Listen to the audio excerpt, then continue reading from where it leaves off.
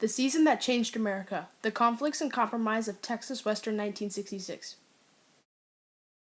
During the 1965-66 college basketball season, the Texas Western Miners changed the general belief that black athletes were inept without the guide of white players. The players were conflicted with racial bias and prejudice on and off the court, but crushed the modern belief with a 28-1 record and one NCAA championship title against an all-white Kentucky team. With this, they opened up opportunities to African Americans across America. As Kentucky has lost the championship game for the first time in their history.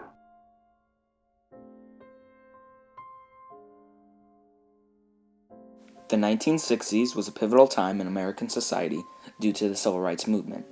Although Jim Crow laws were abolished in 1964, they were still opposed in many parts of America and affected most African Americans. Throughout much of the 1900s, the idea of separate but equal was heavily practiced due to the 1896 Plessy v. Ferguson case, which ruled that segregation was constitutional as long as facilities were equal. Jim Crow laws and segregation destroyed countless black lives, leaving many hopeless. These laws separated public facilities based on the color of one's skin, and the idea of blacks and whites sharing public facilities was seen by many as absurd. African Americans were treated as second-class citizens and were often denied access to public places. On top of this, they were harassed in many ways and even threatened.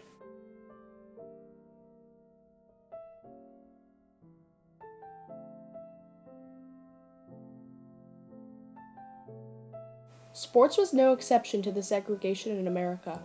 Just like every other aspect of society, African Americans were isolated from the whites, separated into what was referred as Negro leagues.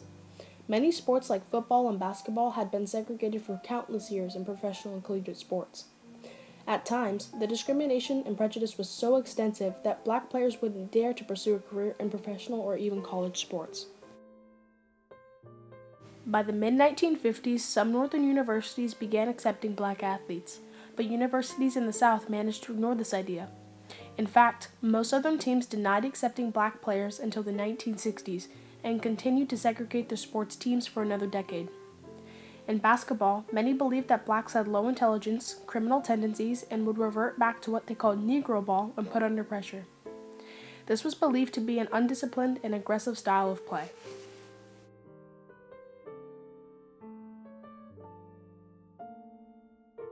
Until the 1960s, no African American athlete had stepped foot on an ACC, SEC, or SWC basketball team, all of which were Southern conferences.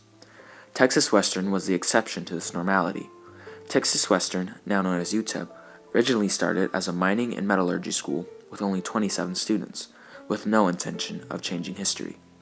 The Texas Western Miners were led by Coach Don Haskins, who was credited to being colorblind in the way he recruited. This is shown in the 1966 season when he recruited 7 black athletes: Willie Worsley, David Lattin, Willie Cager, Harry Flournoy, Neville Shedd, Orson Artist, and Bobby Joe Hill.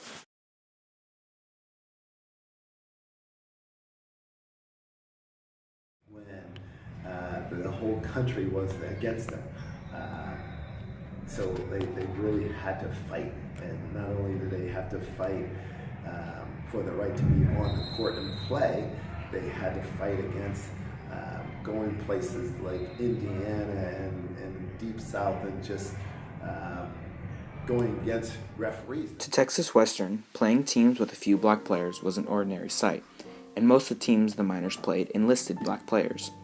But while playing in the South, this wasn't the case. The team was faced with a constant barrage of racism that hindered their 1966 season. Many of the players struggled with constant racial slurs and threats being thrown at them on a regular basis while traveling for games, like the time when Willie Cager received a threatening phone call at a hotel while traveling for an away game.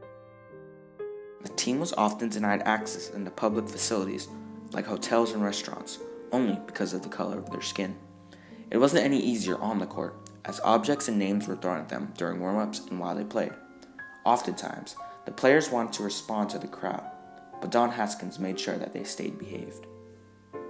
In the South, everyone from the fans to the commentators, to the referees, to the cheerleaders, to the sports writers were all white. This did not make the Miners' journey any easier, and racial tension increased when they were playing in the South. Confederate flags were often waved, racial slurs were shouted by many at their games, and most fouls and penalties by the other team were ignored by referees.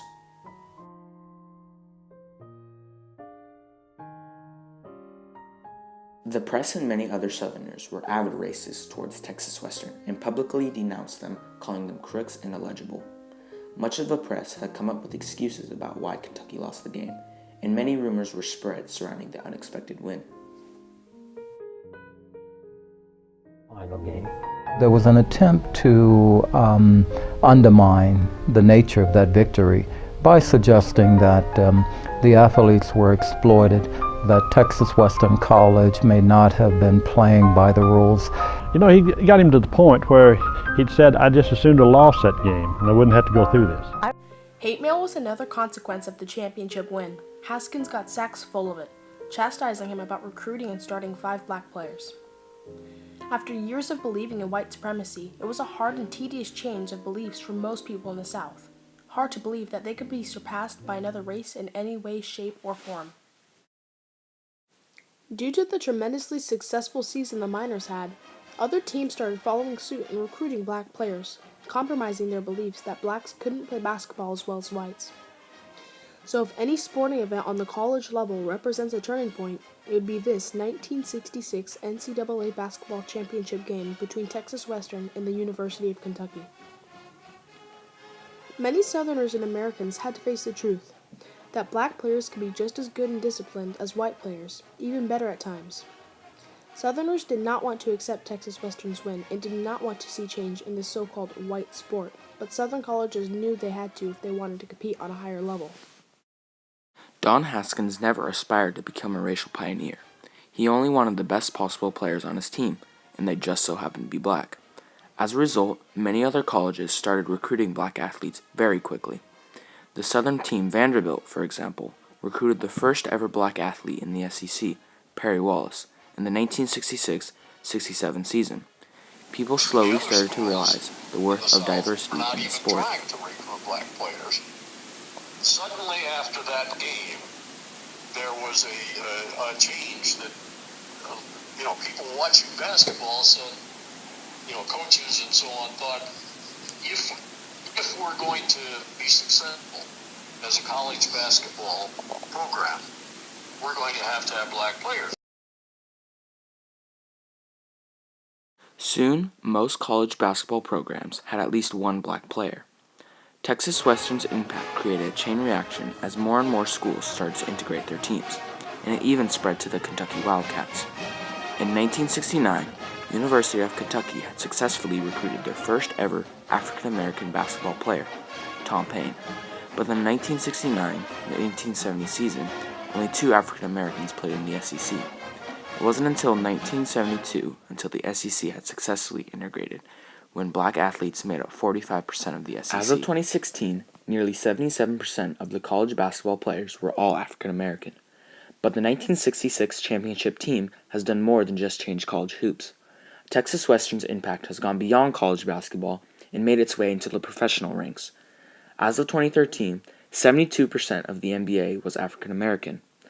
But although the percentages and the amount of black athletes has increased since 1966, this does not mean the racism is gone, in basketball or in society.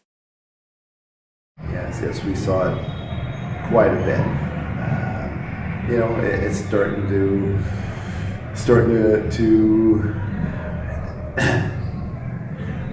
I don't want to use the terminology of dying down because it's still here.